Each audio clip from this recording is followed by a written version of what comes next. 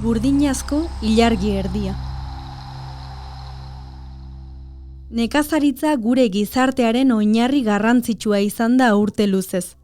Mundua begiratu eta neurtzeko modu bat. Oraindik bada gure artean, apirilari jorraila, abuztuari dagonila eta irailari agorrila esaten dionik. Jarraitzen dugu ordea, urria esaten, hozkailuan alderik nabaritzen ez badugu ere. Eta baita atzetik datorren azaroa, azaroa. Naiz eta azaz gain tomatea edo aguakatea urte osoan erosi daitezkeen garaian bizi garen. Izendegian geratzen zaizkigu mundu ikuskera horren kondarrak, eta eztabaida ezina da gure kantetan, iruditegian edo irainetan leku handia dutela nekazaritzarako erabilitako lanabesek. Pentsa bestela uztarrian, aizkoran, kaikuan, segapotoan. Egunero erabiltzen ditugun tresnetan topatu ohi ditugu metafora zuzenak. Igitaia ere izan da metafora eta simbolo munduko leku askotan. Izan da mugimendu sozial eta politikoen zeinu, antzinako druiden ikur erlijioso, arma, bildumarako objektu. Badu igitaiak gainera bereziki erakargarria den zerbait, formatik hasita. Atzapar bat irudi lezake, olatu kiribila, zubia. Baina batez ere, ilargi erdi bat ekarri ohi digu bere ahoaren itxurak gogora. Ilargiarekin lotzen dugu lanabesaren forma, baina baita egitekoa ere. Mozketak, uzta bilketak, ilargiari begira egin baitira beti.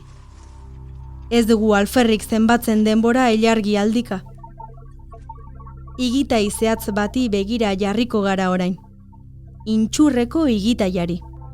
Burdinazkoa du ahoa eta heldulekurik gabe iritsi zaigu.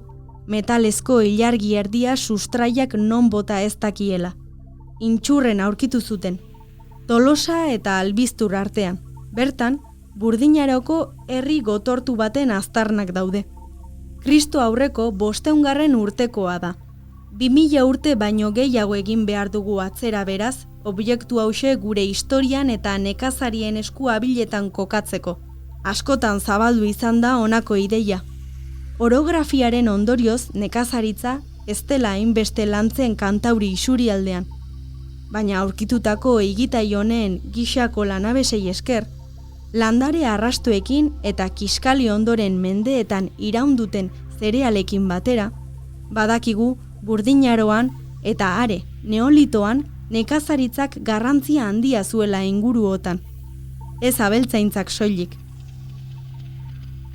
Burdinaroan intxurrekoa bezalako herri gotor ugari zeuden Euskal Herrian. Maiz, Castro deitzen ditugunak. Gizarte egonkortu bat adierazten digute. Prozesu konplexu baten ondoren aukeratzen baitzuten kokaleku egokia. Eta harri eta egurrez eraikitzen zuten babeslekua bertan.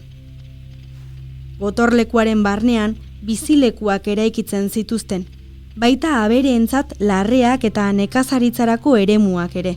Teknika eta abilezia aurreratuak eskatzen zituzten eraikin horiek.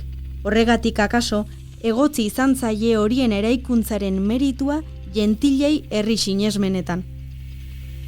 Azalpen mitologikoak alde batera utziz, Burdinaroan aldaketa garrantzitsuak ematen ziren gizartean.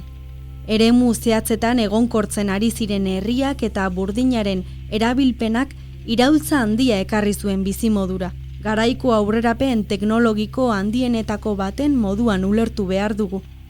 Ordura arte harriz edo brontzea bezalako metalekin egindako lanabesak eta armak burdinez egiten hasi ziren.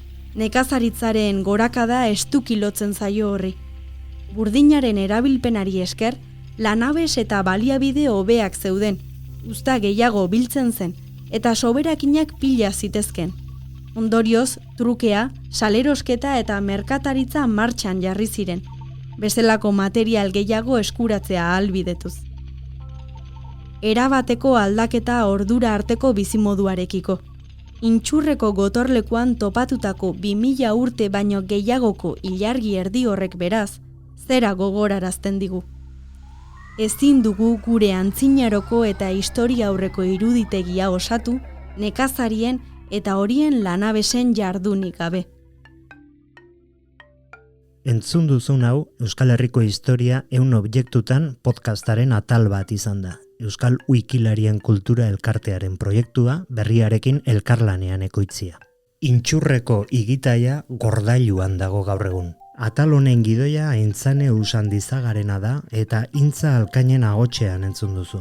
Sintonia eta soinuteria Nagore Etxabe Antuxunak egin du.